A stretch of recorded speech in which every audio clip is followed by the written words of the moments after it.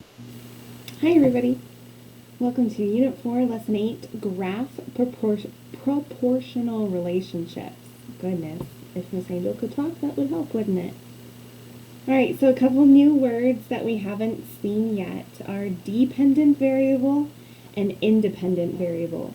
So the dependent variable is the variable in an equation that depends or relies on other values. So it's usually the output or the y value. So it's the one that goes on the vertical axis in a graph.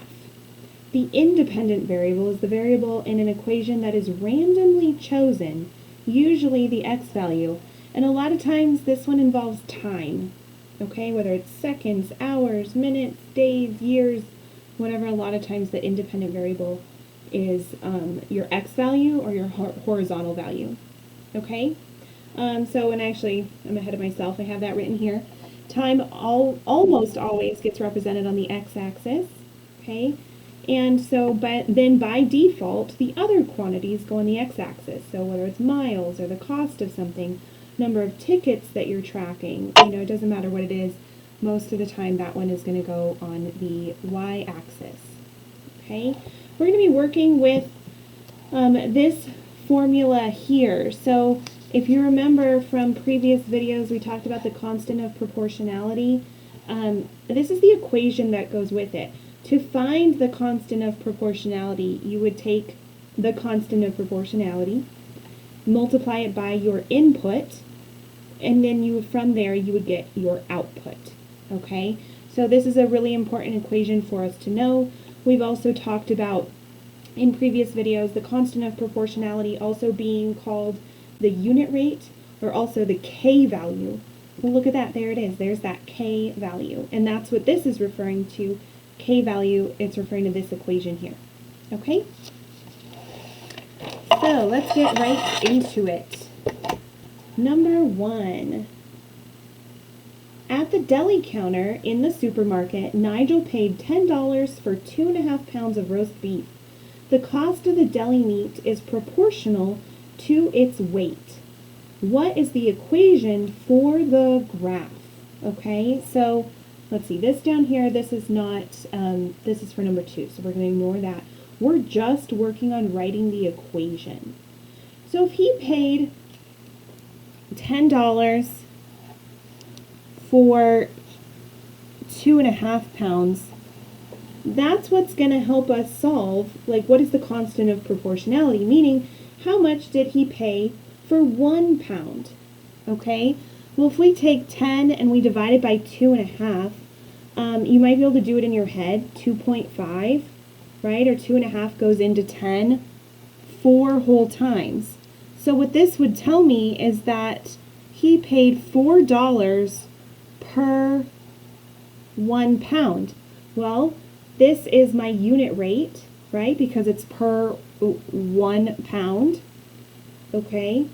And unit rate is another word for constant of proportionality. So in this case, it would be $4 times the number of pounds, and that's going to give you the total cost.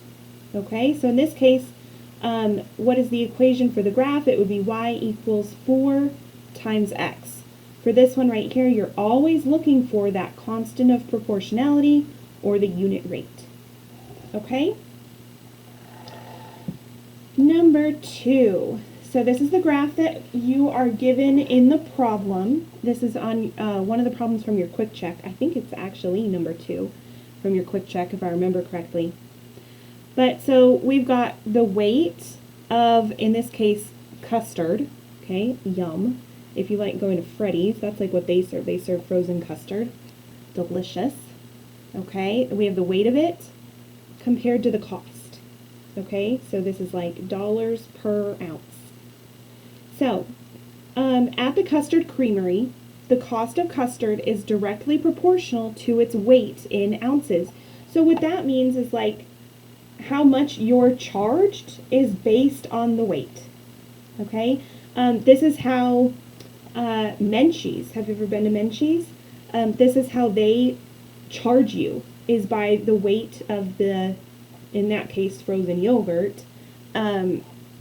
that's how they determine how much you're charged. Okay? So it says to complete the equation. Well, let me zoom in a little bit. We're given a couple values here. We can see that for 2 ounces, we're charged $10. So if it's $10 for 2 ounces, well, we could reduce that, right? We could say, okay, well, 10 divided by 2 is 5, so it would be $5 per ounce. So our equation, coming back down here, our equation is y equals 5 times x.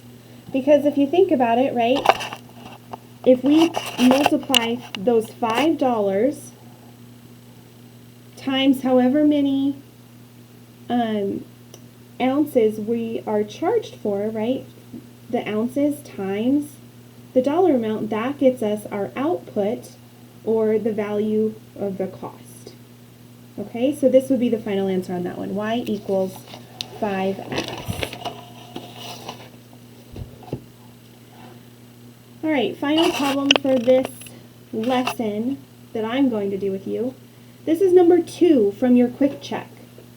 Okay, number 2 from your quick check, so make sure that you write it down. The amount of water is directly proportional to the number of cups of rice. The coordinate pair, a half, 1, is on the graph. Identify another point. So they don't give you a graph, okay? They just want you to figure out which is another proportional relationship. All right, so we are comparing 1/2 to 1, right? That's given to us here. So we want to know, like if I multiply, let's compare this one. Let's look at the whole numbers first. Well, to get from 1 to 2, I'd multiply by 2. Well, is 1/2 times 2 1/4? Well, let me do it down here. 1/2 times 2, or I could do 2 over 1. Well, that's equal to 2 over 2, or just 1. Definitely not 1/4, so it can't be A. For B, well, again, let's look at the whole numbers. To get from 1 to 6, I'd multiply by 6. Well, 1/2 times 6, is that equal to 2? Well, let's try. 1/2 times, and that, again, that'd be 6 over 1. Well, 1 times 6 is 6. 2 times 1 is 2. 6 divided by 2 is 3. Oh, it's not 2, so that one doesn't work. Let's try the next one. Going from 1 to 4, I would multiply by 4. Well, let's see, is 1/2 times 4, is that equal to 2/3? Well, that's equal to 4 over 2, which is equal to 2. Nope, not 2/3. Okay, so we're running out of options. So I certainly hope that D is our answer. So let's see, to get from 1 to 3, I'd multiply by 3. Let's see, is 1/2 times 3 equal to 3 over 2? Look at that. Multiply straight across, there it is, you get 3 over 2. So this right here, comparing these, this is a proportional relationship. This point would also land on that graph. Okay, so these two would be on the same graph as each other according to that problem. Okay, I hope that helps. As always, reach out if you need more support.